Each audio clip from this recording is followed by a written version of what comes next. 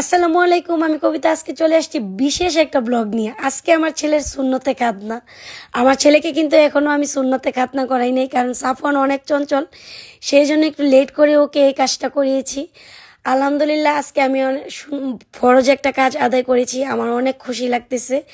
তো এই ফরজ কাজ আদায় করার জন্য কিছু নিয়ম কানুন আছে, সেগুলো মানতে হবে। এদিকে মেহমান চলে আসছে।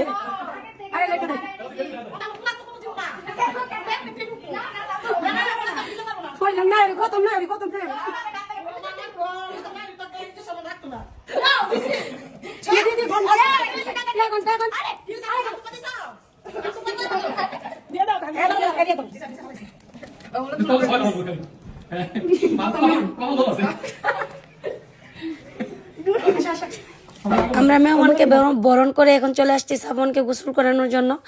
তো ওই দিন একটু বেশি কুয়াশা ছিল, সেই জন্য সাফওয়ানকে কোথাও নিয়ে যাওয়ার মতো স্কোপ হয়নি। আমরা ওয়াশরুমে সাফওয়ানকে গোসলটা করাতে হচ্ছে। তো আমরা সাফওয়ানকে কিছু হলুদ লাগিয়ে নিচ্ছি। এরপর সাফওয়ানের কালামণি সাফওয়ানকে একবারে ঘষে মেজে সুন্দর করে গোসল করিয়ে দিচ্ছে, কারণ সাফওয়ানকে 7 দিন গোসল করানো যাবে না। সেই জন্য আমরা সবাই সাফওয়ানকে হলুদ দিয়েছি এবং নিজেরাও গালের মধ্যে হলুদ মেখেছি। আমার অনেক বেশি ভালো লেগেছিল। আমরা কিন্তু সাফওয়ানকে সুন্নতে খাতনাটা আজান দিয়ে করিয়েছি, কারণ ডাক্তার আমার কাছে অনেক ভয় লাগে। সেই জন্য আমি কোনো রিস্ক নিতে চাই নাই, কারণ পূর্বের কিছু ঘটনা বাজে রিয়াকশন ফেলেছে, সেই জন্য আমি কোনো রিস্ক নিতে চাইনি। যাই হোক, আলহামদুলিল্লাহ আমাদের সব কিছু অনেক সুন্দরভাবে আলহামদুলিল্লাহ কমপ্লিট হয়েছে। তো আমার সাফওয়ান কিন্তু অনেক সাহসী, মাশাল্লাহ। আপনারা আমার ছেলের অনেক ব্লগে হয়তো ওর সাহসিকতার পরিচয় পান, আর সে অনেক কর্মঠ। কিন্তু বাট আজকে যখন ওকে কাজটা করাতে যাচ্ছিলাম, ও এত ভয় পাচ্ছিল আর এত বেশি কান্না করেছে, আমি ভাবতেই পারিনি সাফওয়ান এত বেশি কান্না করবে। ওকে 4 জন ধরে রাখতে হয়েছে। ও প্রচুর অনেক বেশি, শুরু থেকে শেষ পর্যন্ত ও কান্না করেছে। যাক, আলহামদুলিল্লাহ সব কিছু কমপ্লিট হয়েছে। এখন আমরা চলে আসছি খদর খাওয়ার জন্য, কারণ মুসলমানি মানেই খদর খাওয়া, বিয়ে মানেই খদর খাওয়া। তাই আমরা প্রতিদিন ইনশাল্লাহ চেষ্টা করব এই খদরটা খাওয়ার জন্য।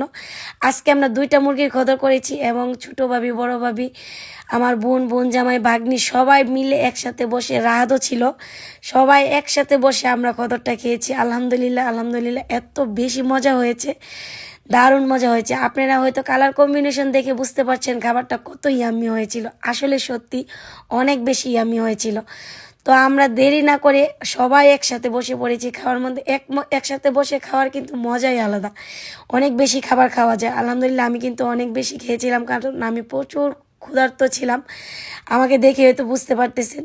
তো সবাই আমার জন্য দোয়া করবেন, আমার পাশেই থাকবেন, আর আমার ব্লগগুলো কেমন লাগে অবশ্যই শেয়ার করবেন। আর আমার ছেলের জন্য দোয়া করবেন যেন সব কিছু খুব সুন্দরভাবে কমপ্লিট হয় এবং আমার ছেলে অনেক তাড়াতাড়ি সুস্থ হয়ে যায়। আল্লাহ হাফেজ।